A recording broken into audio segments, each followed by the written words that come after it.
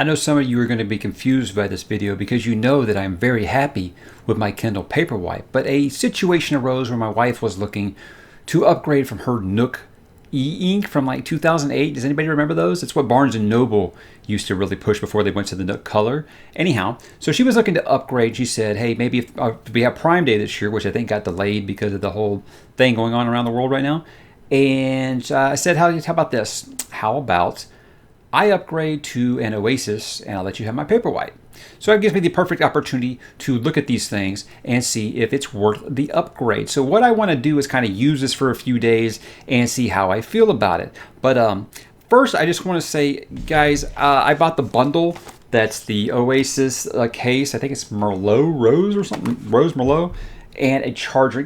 Amazon. We're paying $300 for this thing. Can you just throw in the charger? Anyhow, so many people have asked me, why should I listen to you when there's tons of tech channels who do this? Yes, there are all kinds of tech channels that review Kindles. And, you know, they'll tell you how many teraflops per second in DPI and all that kind of stuff. I'm not here to tell you that. This is a booktube channel. So if you want to know what it's like with a reading device from someone who reads a lot, I'd probably listen to my opinion. I don't know. You decide. So what I'm going to kind of do is I'm going to open this sucker up and I'm going to mess with it for a few days, and then I am going to tell you how I feel about it. I just got the weirdest packaging in this thing. Oh, that is an interesting design. You know, that's surprisingly light. You know, I thought that this curve, I actually thought this was going to weigh a lot more than it does. Huh, how about that? Anyhow, so give me a couple of days to use it and see what I think about it, and then I'll let you guys know if I think that it is worth the upgrade.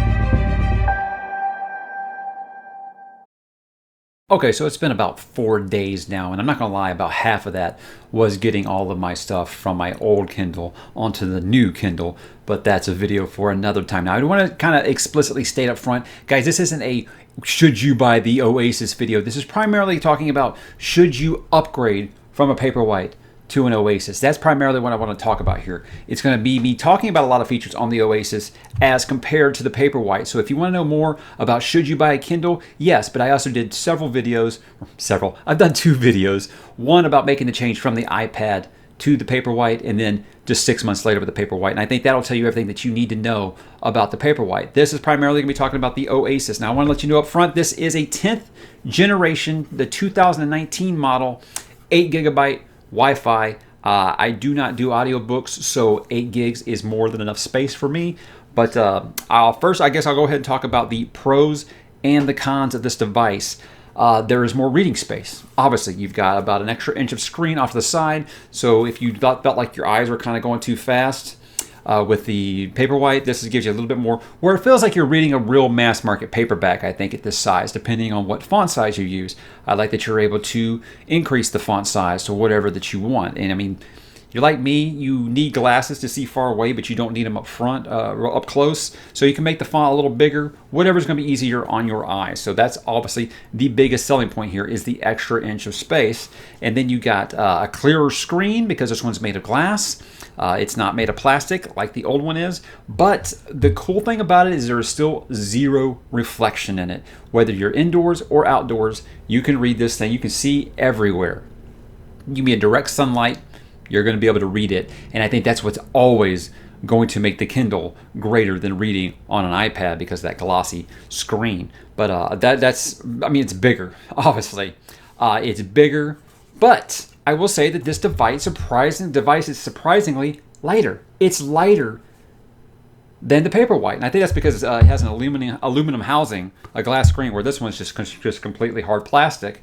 And it is very noticeable. So it's a bigger device, but it is much lighter, and I think that helps with making it be able to, balance it with one hand. One of my biggest concerns was that I liked reading the Paperwhite with one hand. You know, I could read like this. And this one, I was like, I'm not getting my hand completely around the thing, but the way that it's shaped, because of that curve, actually makes it a little easier to balance with one hand. And you know what? If you're a lefty and you're worried about that, no big deal. Go like this, and it auto rotates. The Paperwhite did not do that. The text will auto rotate up or down, whichever way you're hiding it, and that helps with these live buttons. If you want to use the live buttons with your left hand, if you want to use them with your right hand. And the coolest thing, and you might not think it's a big deal, but it is to me, as I was reading, and I was like, I don't like that the one that's the closest to the bottom flips the page back. You're able to flip those, so you can make the bottom or the top button flip back or flip forwards, whichever it is that you prefer. You can change your viewing style to a large compact view or a large view. It really is just an aesthetic thing. It's just a personal, however you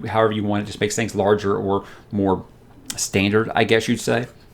But again, the live buttons made so much more of a difference than I thought, especially if you don't like printing up your screen a lot by doing this all the time. But you were to read with one hand, man. I read this the other night for about an hour. It did not leave my hand like this one time, and that's great. That's what I want. Because even when I was reading with this one, I still have to kind of be like, every time I want to flip a page. So again, it just depends on how much you like to read and how fast you like to read and how comfortable you like to be. If you're one of those people who just likes to read with two hands, it's not that big of a deal. If you're like me and you like to read with one hand, to me, that's worth the price alone. But it's also faster. You know, I thought that this was just me when I first got it. I didn't have as many. Look, I got about 1,000 books on this one. So I thought maybe I just got too much. Even though the thing is this one is 8 gigabyte and I've used 1,000 books and I've still got like 6 gigabytes free. So it's not like I was like pushing it or anything. So that obviously was just a fallacy, me thinking that. But when I first got this, I was thinking, oh, it's just faster because I haven't put anything on it yet. No, it's just faster overall. Again, there are tech channels out there that'll tell you all the stuff about how fast everything is, how many megapixels and the DPI and all that stuff. All I'll tell you is that this one has the 5 times the LEDs that a Paperwhite has, and that's why the lighting options are so much different. And again, this is why I think the light settings are the big selling point of this version, because the Paperwhite, I said that it helped me reduce my eye strain quite a bit, and that was very important to me.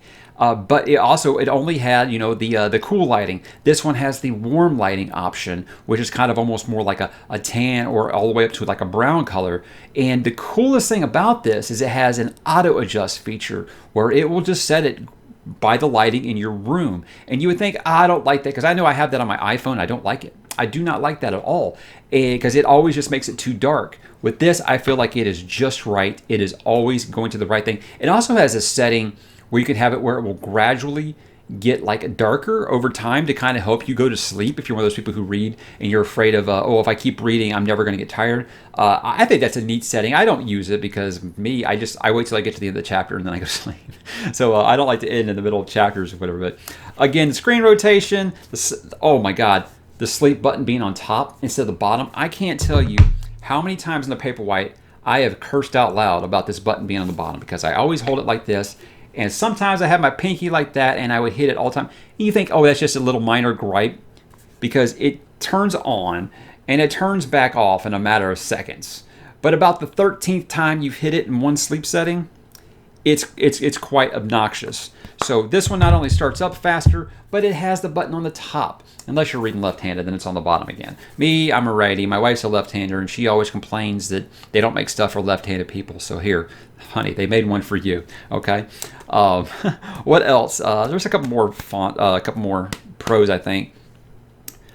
Big question I got in my old videos was, can you invert the colors? Can you make it a black background with white text? Yes, you can, just like the Paperwhite in that regard. To me, I've heard that you should always use the standard, because if you're reading a book, they aren't black pages with white lettering. So this being white pages with black lettering is supposed to be the best for your eyes. But again, this is all a matter of opinion. And if you're not like me and you're in your early 40s and your vision's starting to, you don't want to give it any more reasons to keep degrading. So I think that's a big one. You can still sideload your stuff that you don't buy off of Kindle. I talked about that in the old video, which I'll link to, using Calibre and the software for that. I don't want to kind of get into that too much here, because that just gets people talking about DRM protection and all that stuff, and I don't want to get into that right now. But you can still sideload your stuff on here just like you could with the Paperwhite. I'll talk in some cons about some things that I don't like about that. but it still supports all the same file formats up to and including bitmap and PNGs, as well as documents. I said I was using this when I was going through school, and I would just put my professor's Word documents on here because I thought that was much easier than iPad, because I was taking this with me everywhere. But it does have Bluetooth headphones, just like the last one. Again, I don't do audiobooks, so I don't use that. So if you do Audible on here, I would suggest that you go with a 32 gig, because those aren't small and they do take up some space. I mean, a couple gigs per book. So it really just depends on how many you have on there. I can't really attest too much to it because I haven't done it. I haven't even connected Bluetooth to either of these because I'm not using it for an audio device. I'm only using it to read. I think that's about it. Another one, I guess, is waterproof, but I haven't really tested that. I don't go swimming and decide I want to read very much. I know some people said they like to read when they're in the bath or something. I'm a guy. I'm in and out of the shower in a few minutes, not really reading during that time, so I can't really attest to that. And plus, I'm not going to lie, these things are expensive. I'm too scared to try it. So I'm just going off of what other people have told me and what Amazon's selling point of it is, it being waterproof. Let's move on to cons, because no device is perfect. Price is going to be the obvious one. In the States, it's $250 for the 8 gig, $299 for the 32 gig. Yeah, that's very, very expensive. So it's really just going to be a matter of how much you think you'll be using this. If you're like me and you read 4 to 5 hours a day at least, sure, you can justify that kind of expenditure. But it is just a luxury thing. There's not so much more that this device can do that this one can't, that I'm going to say, yeah, you should really pay almost twice what you pay for this one for that one. But I'll get into that in final thoughts. I cannot believe that they're still going off micro USB on these things. Like I said in the beginning, I can't believe you're paying this much for a device and they're still charging you separate to buy the charging cable. But at this point, we all have so many of these charging cables from all our devices just stubbornly sticking to micro USB. It's just a minor gripe. Again, I might have come up with some cons. It probably seems like I'm nitpicking. And I feel like that's what you want me to do, right? I do not think the battery life is better on this. They talk about how the battery life is so much better on this one than it is on this one. I'm not seeing it, but I'm going to admit that it might be my settings. Okay, my light settings might be a little different. Also, I just uploaded a bunch of stuff to this. It's processing everything. Sometimes that will use your battery life a little faster, but I've already had to recharge it once in the first couple of days, and this one I charge about once every 2 weeks. So again, that might be my settings. It might be that, it's processing stuff. The Wi-Fi is still setting up everything. I don't know. But that's why I'll probably do an update for this like I did with the last one where I did the 6 months later. Maybe I'll do something like that with this one. But I cannot believe that we still cannot edit on this thing. We've got a browser. Why can't we add our own cover art? Why can't we rename something that's spelled wrong? And I know you're saying, oh, well, it doesn't matter if it comes from Audible. I'm talking about sideloading stuff. I sideload a ton of stuff on here because I had all these formats already on my iPad and I wasn't buying them again. So that's why I sideloaded a bunch of stuff. I can't believe we still can't edit all these things. Can't believe we still don't have color. I get it. I get that color is going to be very, very expensive. And I do think it's coming down the pipe here in a couple years, and that'll probably be the next one that I upgrade to. But if you're someone like me that likes to get all your cover art perfect and things like that, it'd be nice to see them in vibrant colors, right? So I wish at least we got the cover art in color. Obviously, I don't need color while I'm reading. It's just a minor thing. Again, I'm nitpicking here. It doesn't fit in my back pocket. One that I mentioned in my last video was I took this on vacation with me. And I love that anytime I was standing, if you've been on a cruise before, there's a lot of just standing in line waiting, to eat, because that's what you do on a cruise, you eat a lot. And I just would always have this thing in my back pocket. I'm standing in a line, and I'm like, okay, let's pop it out, and I'll read a chapter. And again, I don't think that's any weirder than popping out your phone and looking at it while you wait in line. Because people are like, well, that's weird, reading in line. I don't think so. I take this thing to the grocery store. I take it to anywhere, and I'll pop it out and read a chapter while I'm waiting in a line, because I don't like waiting in lines. Who does? But this one, obviously, it's not going to fit in your back pocket unless you got some big old Jinko jeans or something. You guys remember Jinkos? I had it. It could fit like in a hoodie, but I live in Houston. We're not wearing hoodies very often because it's basically the temperature of the face of the sun here most of the year round. So that's something I'll have to get used to actually carrying it. And of course, then that comes into I'm afraid of dropping it. And when the device costs this much, you're obviously very terrified of dropping it, especially since the screen is glass now and not plastic. I dropped this one hard, and I thought I broke it and it was fine. So I'm not sure about the durability on this one yet. I'll have to just touch on that in the update. And I mean, I guess that's really it. One of my cons is the continued punishment of sideloading books. They have this new thing going on right now, which they're trying to find workarounds for. Caliber is when you sideload stuff and you put your own cover art into it, it immediately crushes that art, and it just gives you a blank book in there. I mean, the book's there, but the cover art's gone. Again, this is a nitpick. If you're like me and you like your books organized and uniform and everything looking nice, it's still crushing your user cover art whenever you upload it. There is a workaround I'm not going to talk about here because it took me a while to find that out, and it was basically going into Windows Explorer and just looking around and figuring out how to replace the files that it's crushing when it puts it in there. I don't know if this is a malicious thing by Amazon where they're like, you should buy our stuff or else. It's not quite like the control level of like an iTunes yet, but it's very annoying. And I know they'll find a workaround for it. But again, if you don't sideload, if you only buy stuff from the Amazon store directly on your Kindle, you're going to be fine and you're going to love it. Now, my final thoughts on this, the biggest question is, should I upgrade from the Paperwhite, which I love, to the Oasis? I'm going to say no. Why? I feel like it's probably not worth the upgrade unless it's again, it's the upgrade. If this is your first Kindle, sure. If you've already paid $150, $180, $200 for this one, I don't think it's worth it to pay another $250 for this one because they use the same operating system. They're basically the same. It's just more space, better lighting. It's minimal. Again, if you have never bought a Kindle before or you're still using like a first generation Kindle, which are pretty bad at this point, sure, it's worth the upgrade. But if you've got the Kindle Paperwhite from last year, like I did, if my wife wasn't wanting one, I probably wouldn't have done this, and I probably wouldn't recommend you do it. However, it is worth the money because I think it is the best e-reader on the market right now. Yes, over the Kobo. I know Kobo fans are real uppity about that.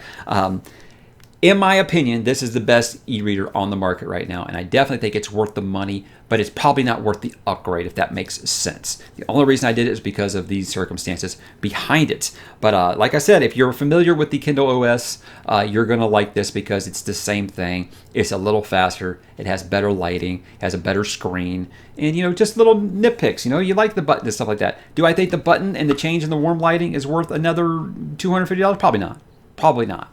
But again, if you're looking to upgrade, I think it's got things that will make it worth it. But I don't think it's worth that much money. And that's just my opinion. So guys, what do you have? Do you have a Paperwhite? Do you have a first generation? Are you rocking a Kobo? Let's talk about these things in the comments. You got any other questions, guys? Feel free to ask, and I'll try to answer them to the best of my ability. So thank you for watching, guys, and happy reading.